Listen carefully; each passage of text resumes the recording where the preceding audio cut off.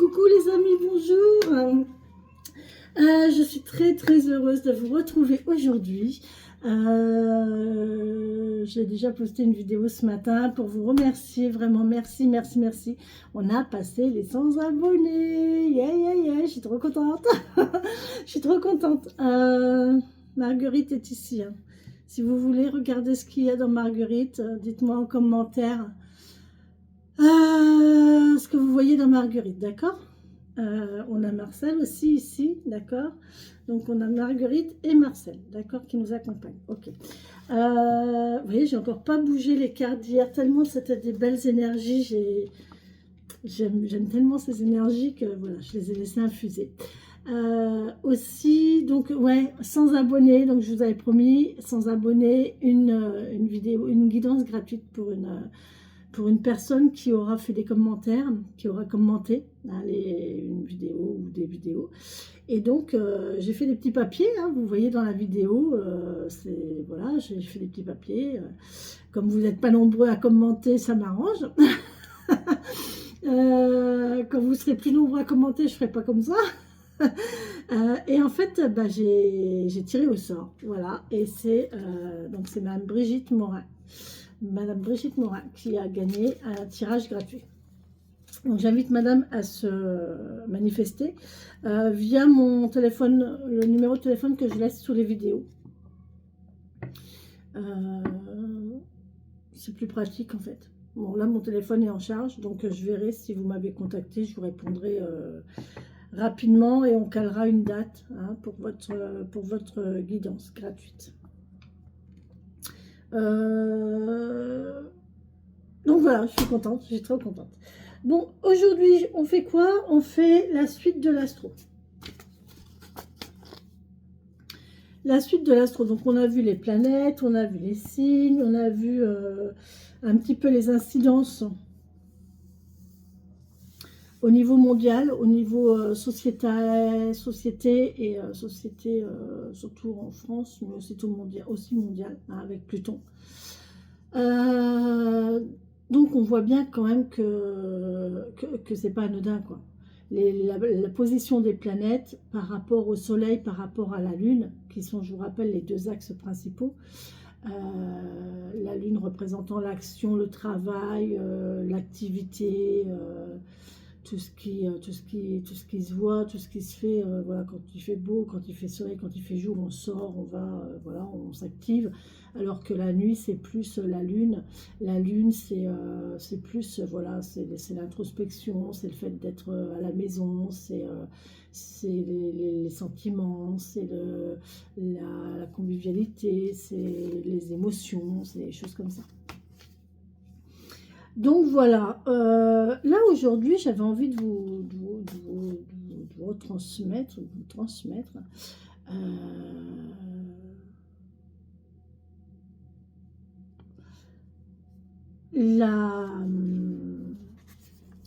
la possibilité de travailler avec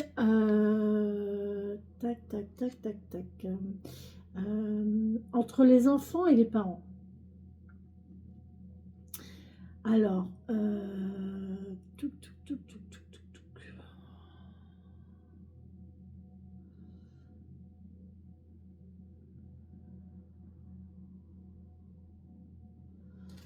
entre les enfants et les parents, par exemple.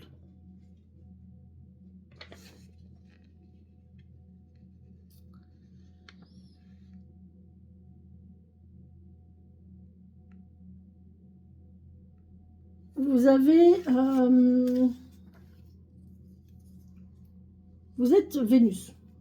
Voilà, vous êtes né sous Vénus et vous êtes Taureau, d'accord?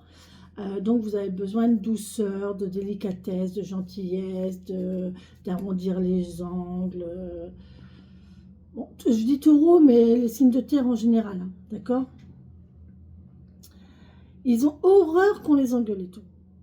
Les taureaux, les signes de terre, ils ont horreur qu'on les engueule, ils ont horreur qu'on les brusque.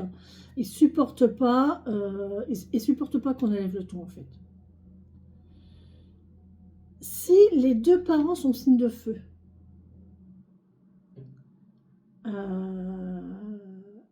par exemple un bélier et un lion, Et vous, vous êtes taureau. Et vos parents sont signes de feu. Les signes de feu, ils se montrent, ils sont expansifs, ils ont le verbe haut, ils sont exaltés, ils prennent pas de gants, voilà, surtout, voilà, ils foncent, ils y vont, voilà, ils s'expriment directement, enfin, voilà.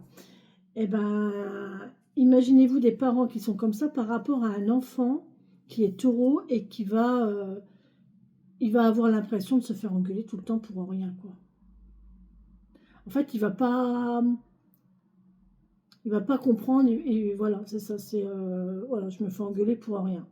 Alors que non, en fait, les parents, enfin la personne de signe feu, elle n'est pas forcément dans la réprimande, elle est juste en train de s'exprimer. Sauf que l'enfant taureau, il le reçoit pas comme ça.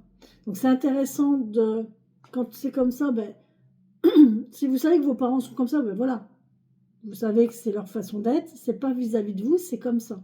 Donc déjà, on peut se protéger aussi, hein. Ça peut être voilà, on est rassuré, c'est pas grave, il est comme ça, c'est pas de ma faute, ça n'a rien à voir avec moi, c'est lui, bon, je le laisse parler, et voilà.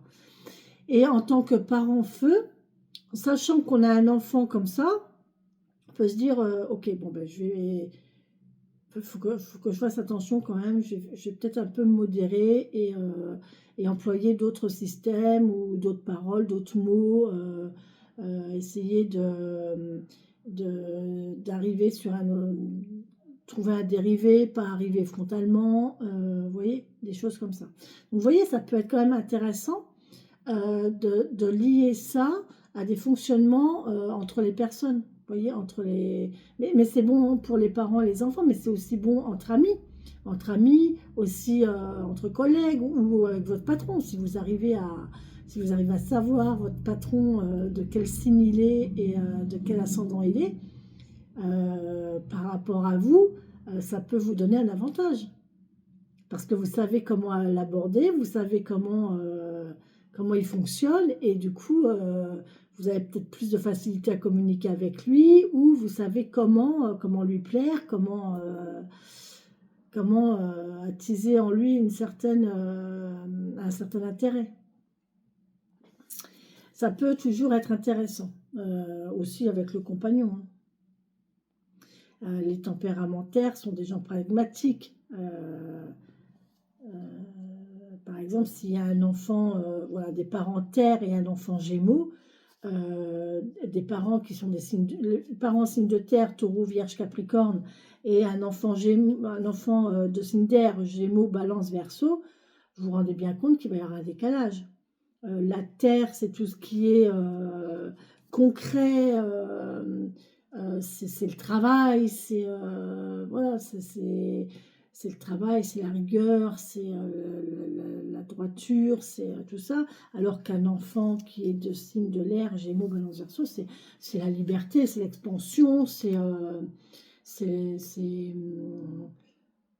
la frivolité, c'est léger, ça aime bouger, ça aime voyager, ça, voilà. Donc évidemment qu'un enfant qui va être de ces signes-là va avoir besoin d'autonomie, de liberté, il va falloir des choses fluides, il va falloir renouveler les choses. C'est des enfants qui vont vite s'ennuyer, donc il faut leur trouver des occupations régulièrement, de nouvelles occupations. Il va falloir aussi avoir des échanges intéressants. Et des contacts et des échanges intéressants pour les nourrir, hein, parce que sinon il va y avoir un petit décalage. Et les parents, voilà, signe de terre, c'est travailler, il n'y a que le travail qui paye, il faut rester dans les clous, il faut rester droit, il ne faut pas dépasser d'un poil, et l'enfant il va se sentir complètement étouffé en fait, avec des parents comme ça. Donc, en général, c'est plus aux parents d'agir sur l'enfant quand il est en petit âge, hein, évidemment. Donc, on sait qu'on a un enfant Gémeaux, donc on sait qu'on a un enfant qui va bouger, on sait qu'on va avoir un enfant qui va être curieux de tout, qui va vouloir faire beaucoup d'activités, qui a besoin d'activités, qui a besoin de bouger, qui a besoin de connaître des gens, de sociabiliser beaucoup.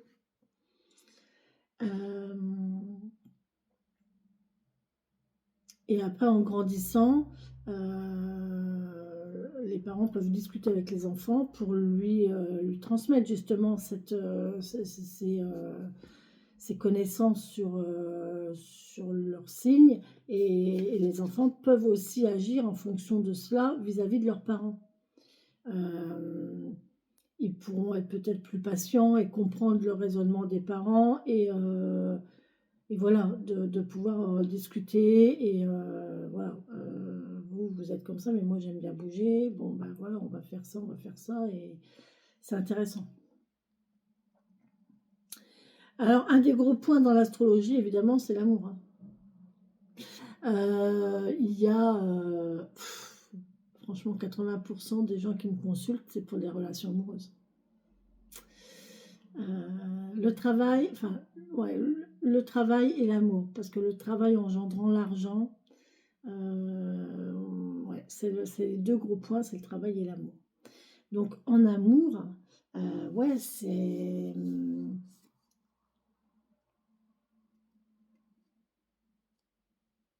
en mettant en superposition les deux cartes, les cartes des deux personnes, d'accord, on peut facilement voir la, la correspondance à travers 6 paramètres. L'ascendant, le soleil, la lune, Mercure, Vénus, Mars. Alors l'ascendant, on en a parlé, hein, je vous en ai parlé dans les vidéos, l'ascendant, soleil, lune, je vous en ai parlé déjà dans les vidéos précédentes. Mercure, c'est la communication, Vénus, c'est la façon dont on aime, et Mars, c'est comment on agit. Donc, lorsqu'on rencontre quelqu'un, il est bon de connaître son ascendant.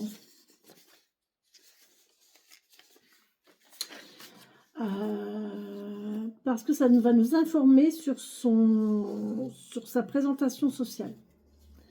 L'ascendant, il va nous informer sur comment il est avec les gens, comment il est vu, comment il agit à travers les gens. Si c'est pour quelqu'un de poli, de courtois, d'élégant, de doux, ou au contraire de brut,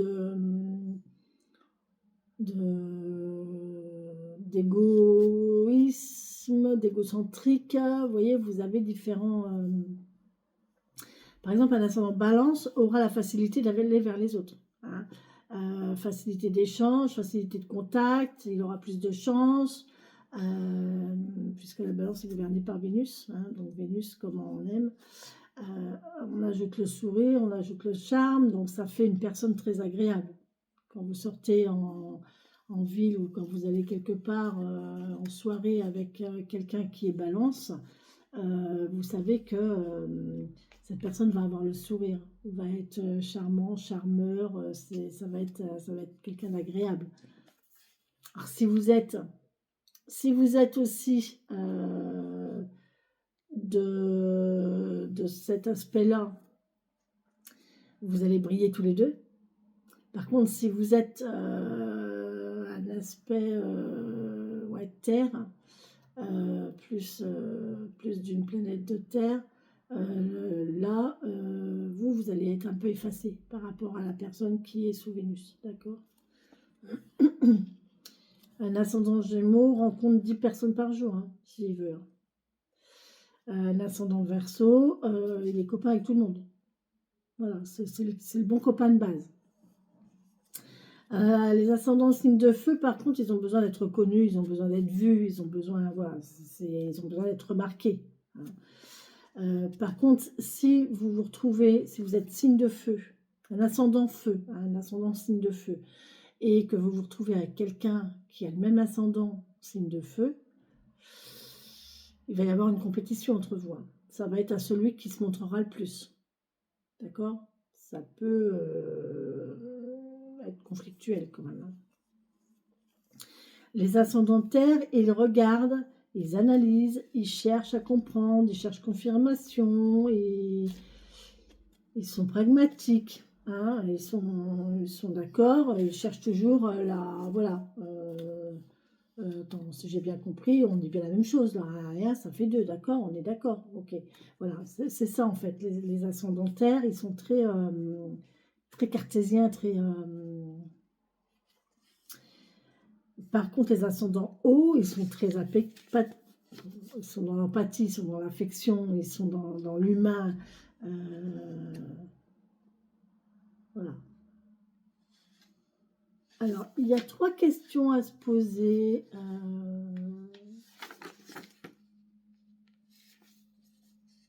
Ouais, non, les ascendants hauts, il y a toujours un temps de réponse, parce qu'il réfléchit. Les ascendants hauts, ouais, il se connaît, il a besoin de se connecter, il a besoin de ressentir. Donc, ouais, les ascendants hauts, ils ont besoin... Ça me fait penser à quelqu'un qui m'en parlait justement l'autre jour, qui me disait qu'elle n'avait pas le... Elle n'arrivait pas à répondre au tac aux gens. Moi, je sais ce que c'est, hein, je suis comme ça aussi. Il y a toujours un temps de réponse, nous. Alors, sur le coup, on va dire des choses, on va répondre, hein, évidemment, on va pas se taire. Enfin, des fois, on se tait. Mieux se taire, des fois. Tourner talon, on s'en va. Je reviendrai quand tu seras calmé, ça ira mieux. Puis voilà.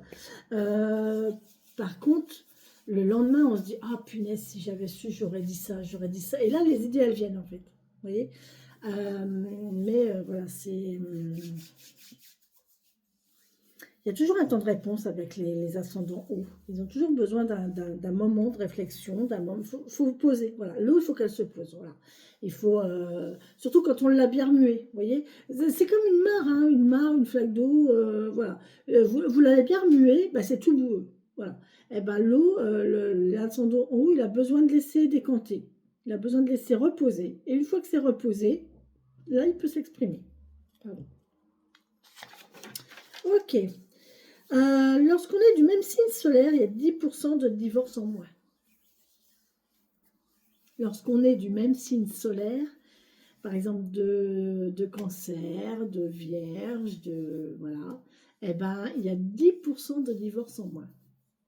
C'est une étude qui a été faite, hein, par quelqu'un qui a, je sais plus le nom de la personne. Voilà. Le feu et l'air, ils fonctionnent bien aussi, parce que le feu est dominant et l'air, il se laisse porter. Donc le feu et l'air, ouais, voilà, c'est ça. Il y en a un qui mène un peu l'autre, et le feu a besoin de l'air aussi pour s'oxygéner. Donc le feu, l'air marche bien. Les signes de terre et les signes d'eau fonctionnent bien aussi, puisque la terre se mélange à l'eau. Voyez, la terre c'est le concret, l'eau c'est l'imagination, et les deux, ben, ça peut former des nouvelles choses. Voilà. L'eau va apporter l'idée, la terre va la mettre en pratique, et voilà, et ils arrivent bien à se coordonner. Hein, la terre et l'eau, c'est sympa. Attention, le feu brûle la terre. Donc c'est pas terrible, parce que le feu, c'est la force, et la terre, elle va se défendre, elle va prendre de la distance. Hein. La terre et l'air, c'est pareil.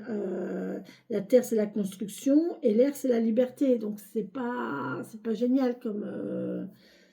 c'est ce que je disais tout à l'heure avec les enfants, hein, des parents terre ou un parent terre avec un enfant air. Évidemment, il va y avoir une distance entre les deux. Les deux ne vont pas se comprendre.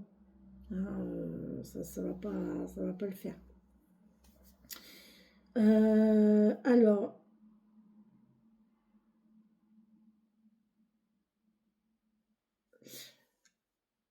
la lune, une lune en bélier, elle tient pas en place. Elle est très active.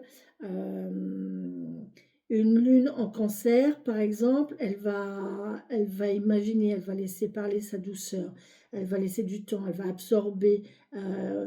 Une lune en cancer, des fois, c'est un petit peu passif. Vous voyez, quand on a une lune en cancer, on a l'impression que les gens, ils font rien. Ils vont passer du temps à ne rien faire, parce qu'ils réfléchissent, d'accord? Ils ne sont pas inactifs pour autant, ils sont actifs, mais dans leur mental, ok?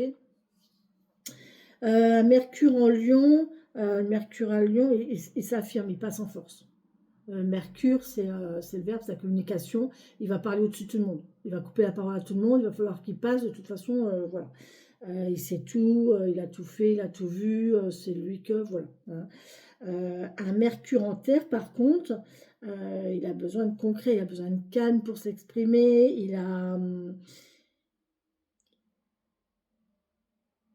Il va s'il est confronté par exemple à un Mercure en Lion, qui va arriver comme ça en disant oui mais moi je fais tout, ah ben le Mercure en terre, il va fermer ses oreilles, il n'y a plus rien qui passe, hein.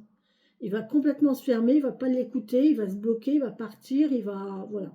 Euh, ça va pas ça va pas aller, d'accord. Donc vous voyez que c'est intéressant de voir dans les relations, au niveau relationnel, comment comment votre signe astrologique, comment l'endroit où étaient les planètes au moment de votre naissance peuvent agir sur votre vie au quotidien, hein. Et il en est de même pour l'astrologie taoïste. Mais là, on parle quand même plus de... Le taoïsme, c'est plus... l'astrologie taoïsme, elle est plus généralisée. Euh, c'est moins restreint. Là, on parle quand même sur... il y a quelques similitudes quand même, hein. Quelques similitudes quand même. Alors, euh, on peut aussi faire un travail sur la chronologie de la vie, de l'âge de la vie. Alors, la petite enfance, on est sous la lune, hein, puisque évidemment les enfants, ils sont très dans, voilà, ils sont dans l'affection, ils ont besoin de tendresse, ils ont besoin de câlins, ils ont besoin de toucher, donc ils sont régis par la lune. L'adolescence, c'est Mercure, hein, par rapport à la curiosité, à l'envie de voir, à l'envie de découvrir. Après les débuts amoureux, bah, c'est Vénus, hein, bien sûr, hein. 25-30 ans, c'est Mars. C'est Mars parce qu'on commence à avancer dans la vie, on commence à vouloir marquer son territoire, on veut trouver son job, on veut, voilà. C'est Mars. Il faut s'occuper, il faut occuper son espace là. On essaye de trouver sa place dans la société. Vers 40 ans, c'est l'âge solaire. Là, c'est 40 ans, c'est l'âge solaire, c'est la pleine possession de son autorité en fait. 40 ans, le soleil il est au zénith. Il a fini de monter, il est au zénith, hein. C'est là où vous êtes accompli. On a fondé sa famille, on a son boulot. Enfin, c'est très général hein, ce que je dis, hein. Et c'est très, très général et très euh,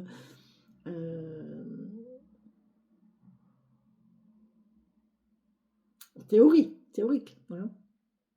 Voilà, voilà, 40, quarantaine, hein, aux alentours de la quarantaine, voilà, c'est ça. On est accompli. On a sa famille, on a ses enfants, on a son boulot, voilà. 45 ans, c'est Jupiter. Alors, 45 ans, c'est Jupiter.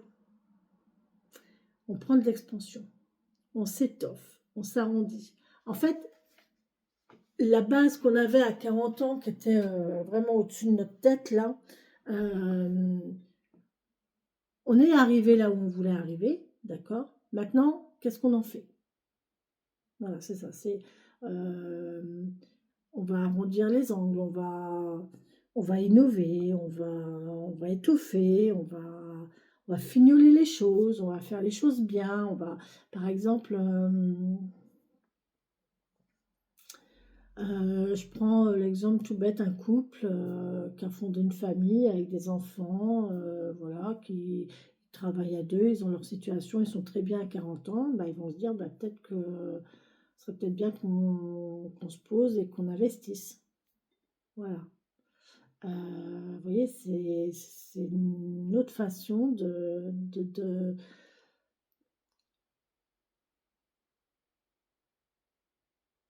Ah, ça me fait penser à quelque chose. J'ai fait les choses trop vite en fait. Euh,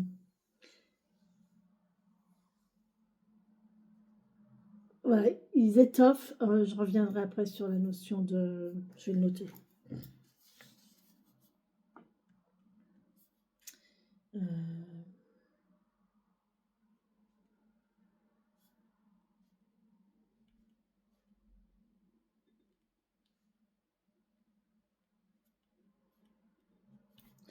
Oh punaise, c'est incroyable.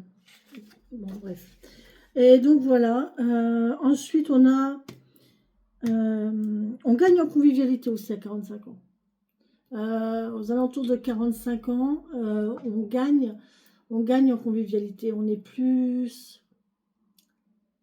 C'est logique, hein. C'est logique puisqu'on n'est plus attisé par le fait de chercher, de s'activer, de machin, de trucs. Comme on est posé, on a atteint notre objectif, ben maintenant on peut s'entourer, on peut profiter plus de ce qui nous entoure, hein. Et ensuite, 50 ans, ben, c'est l'âge de Saturne. Et là, ben, il est temps de s'économiser. Là, ça y est, 50 ans, le soleil il commence à redescendre. On arrive vers 16 heures. Vous voyez, 16h, 17h, voilà. Le soleil il commence à se coucher. La journée, elle se tasse, on se calme, on se pose, on s'économise. On réalise, là, c'est la période où on réalise qu'en fait, on n'est pas éternel. C'est la période qu'on réalise où ben, il y en a plus derrière que devant, hein. Donc, voilà, et là, nos facultés ralentissent. Je ris parce que oh, j'imagine si mes enfants voient écouter ces paroles. Nos facultés ralentissent, on se fatigue plus vite. Voilà. Après 50 ans, c'est comme ça, c'est normal. C'est la loi de la vie, hein. Comme toute machine, ben, les machines, à force de servir, elles s'usent. Et l'usure, ben, ça engendre des ralentissements, des pannes, des accidents, des choses comme ça. Donc voilà, voilà. Qu'est-ce que j'avais d'autre à vous dire? Ça, je l'avais fait hier. Ben voilà. Écoutez, j'ai tout fait, hein, je pense. Ouais, j'ai tout fait. Voilà, j'ai tout fait. Donc, j'espère que cette petite série de vidéos sur l'astro vous a plu, qu'elle vous a appris des choses, qu'elle vous a peut-être permis de comprendre aussi certaines choses, surtout là, au niveau des comportements, hein. Comportements familiaux, comportements de couple, c'est très intéressant. Alors, je suis à combien? 27 minutes.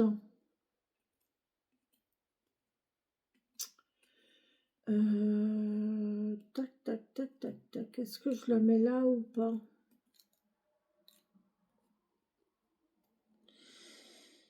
Est-ce que je le mets là? Est-ce que je le pose là ou pas? Alors oui, je vais le poser là.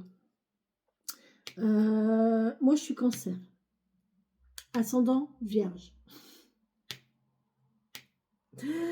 Cancer, ascendant Vierge. Donc, je suis un signe d'eau, n'est-ce pas?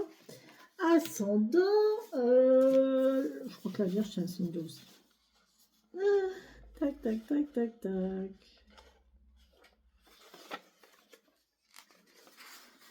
Vous voyez les fonctions qui ralentissent après 50 ans? Ben voilà.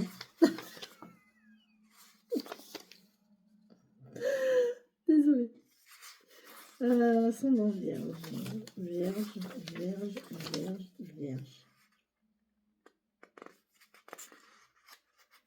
Je l'ai marqué quelque part, ça. Mais je ne le retrouve plus. Il faut absolument que je retrouve. Il faut que je les apprenne, hein. Ascendant Vierge.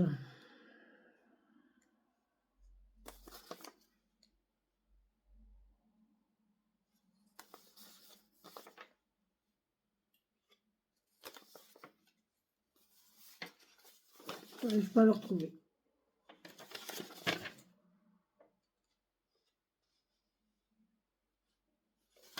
Je n'arrive pas à retrouver ce petit passage là où je donne les... Donc les émotions plus, hein. De toute façon, ça c'est sûr, c'est émotionnel plus. Très dans l'empathie, très dans la famille. Alors, j'ai pas été gâtée, hein, parce qu'au niveau familial, dans ma petite enfance, ben, il n'y a pas... Voilà, hein, j'ai pas été gâtée à ce niveau-là. Donc déjà, il y a eu un manque à ce niveau-là. Ensuite,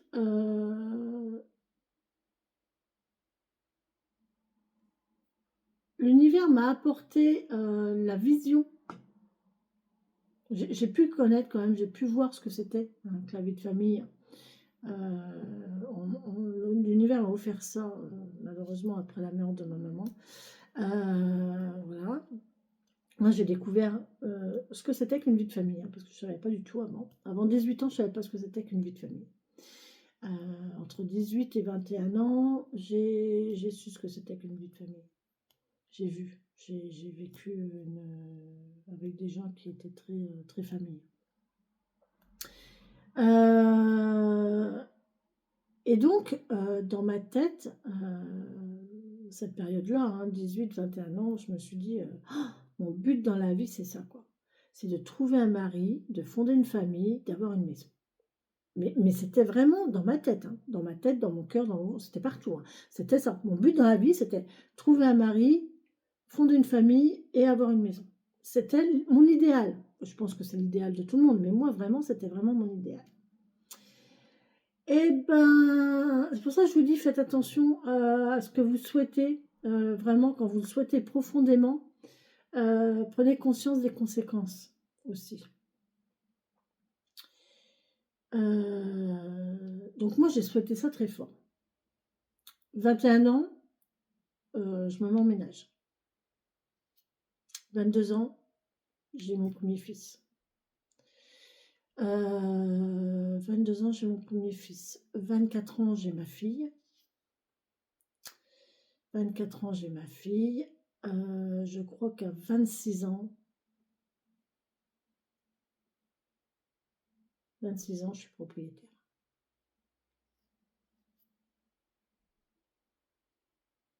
Je suis pas sûre d'avoir 30 ans quand je suis propriétaire. Attendez que je réfléchisse.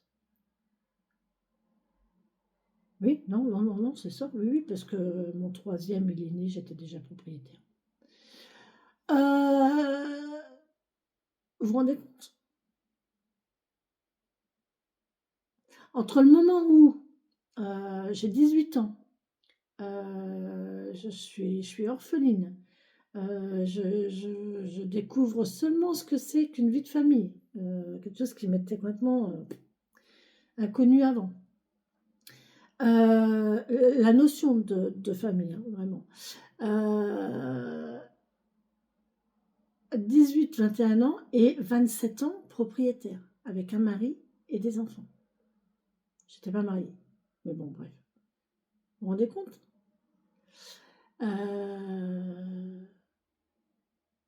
Sauf que je suis un signe, mon cancer ascendant Vierge, je vous l'ai dit, avec quelqu'un qui était taureau, enfin qui est toujours, il est taureau. Le taureau, il est... Alors, c'est ça aussi qui a fait que j'ai été propriétaire, parce que le taureau, il est très, très posé, très dans la terre, très... ouais, sauf que très fermé, très droit, très... Voilà, c'est ça, c'est limité, toujours dans les cases, toujours strict, toujours droit. Alors que cancer, vierge, ils ont besoin de générosité, d'engouement, de légèreté, d'émotionnel, vraiment émotionnel, de contact, voilà. Bah ouais, et en fin de compte, je me suis retrouvée très vite. Alors moi, j'avais réalisé mon rêve, j'avais réalisé mon vœu, donc j'étais très heureuse pendant, on va dire, 10-15 ans. Et puis après, il manquait un truc, quoi. Il manquait quelque chose parce que, je vous ai dit tout à l'heure, je crois que c'est les vierges, il faut les nourrir. Les ascendants vierges, il faut les nourrir. Il faut leur donner quelque chose pour continuer à avancer. Voilà, vous voyez.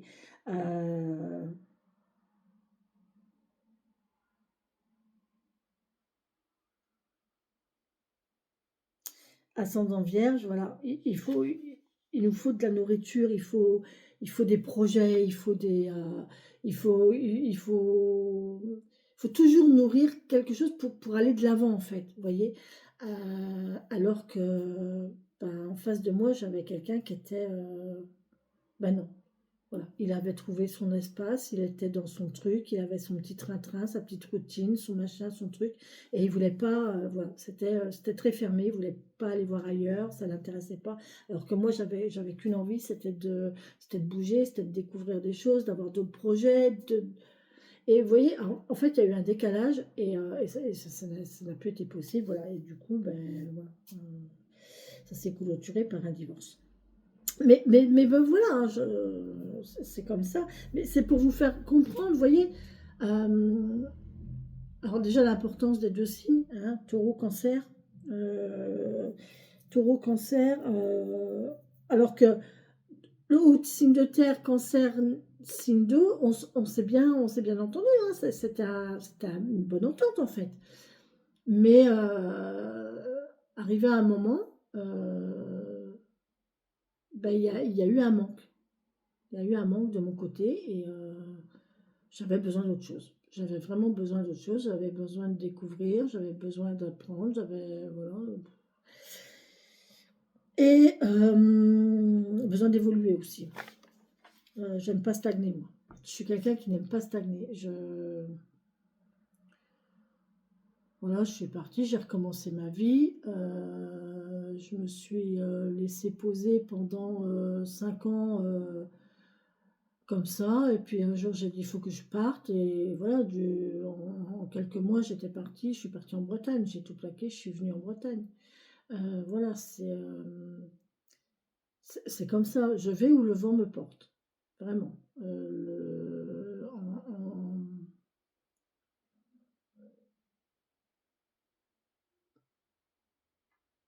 En astrologie taoïste, dans ma carte Tao, dans ma carte Badze, j'ai beaucoup d'eau. J'ai beaucoup d'eau yin. Et l'eau yin, en fait, vous voyez, elle voyage. Et en maître du jour, je suis feu yin. Et le feu yin, c'est le feu qui se...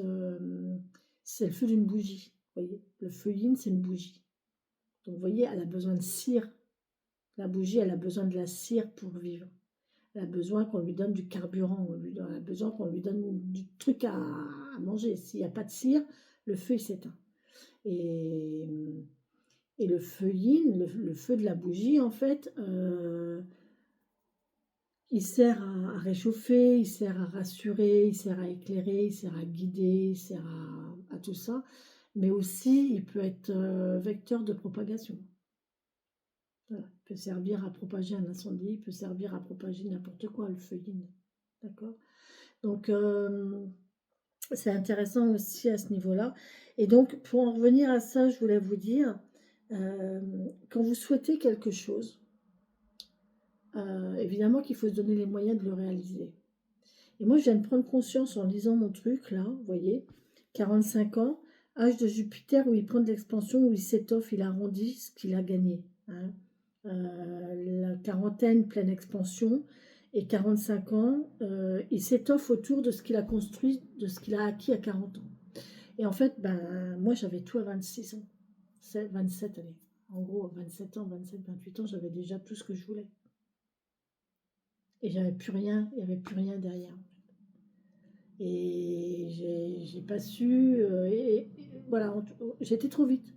Donc prenez votre temps pour réaliser vos projets, mûrissez-les bien, mais toujours, il faut toujours avoir un projet d'avance. À part si vous êtes terre, si vous êtes à 2 signes de terre, vous allez concrétiser votre truc, vous allez vous stabiliser, vous allez être très bien comme ça. Il n'y a aucun souci. Attention aux ascendants quand même. Mais si vous êtes 2 signes de terre, c'est très bien. Mais par contre, si vous êtes un signe d'air ou un signe d'eau, franchement, essayez de vous reconstruire et de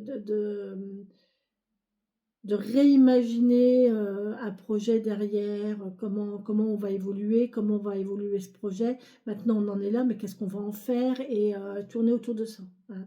Franchement, c'est un conseil que je vous donne parce que sinon, il y a de fortes chances pour que, ben, comme moi, vous vous prenez un mur à 45 ans, hein, de toute façon, entre 40 et 45 ans. On dit la crise de la quarantaine, mais c'est ça. Hein. C'est tout à fait ça. Hein. 40-45 ans, on prend conscience, on se pose et on réfléchit sur là où on est, qu'est-ce qu'on a vécu et qu'est-ce qu'on a envie de vivre après. Voilà. C'est l'âge, hein, c'est normal. Hein. On est arrivé au summum. On sait que là, ça va redescendre. On ne montera plus. Hein. Après, c'est fini, on n'évoluera plus. Voilà. On peut encore évoluer un petit peu, mais toujours dans la descente, quoi. Hein. Voilà. Donc voilà ce que je voulais vous dire. 40 minutes, c'est très bien. Laissez-moi des commentaires. N'oubliez pas de laisser des commentaires, bien sûr, toujours. Je les prends avec plaisir. Ce que je vais faire, c'est que je vais noter au fur et à mesure des commentaires le pseudo de la personne. Hein. Je vais me faire un petit carnet, une petite feuille spéciale pour ça. Et comme ça, quand on aura atteint les 200, eh ben, je piocherai dans la liste. Hein. Parce que je pense pas que j'arriverai à refaire des petits papiers. Il y aura trop de monde. Vu comment ça démarre, là, je pense qu'il y aura trop de monde. Allez, c'est parti. Je vous laisse, mes amis. Je vous embrasse fort, fort, fort. Je ne sais pas ce que je vais vous faire comme vidéo. Je réfléchis. Bisous, bisous.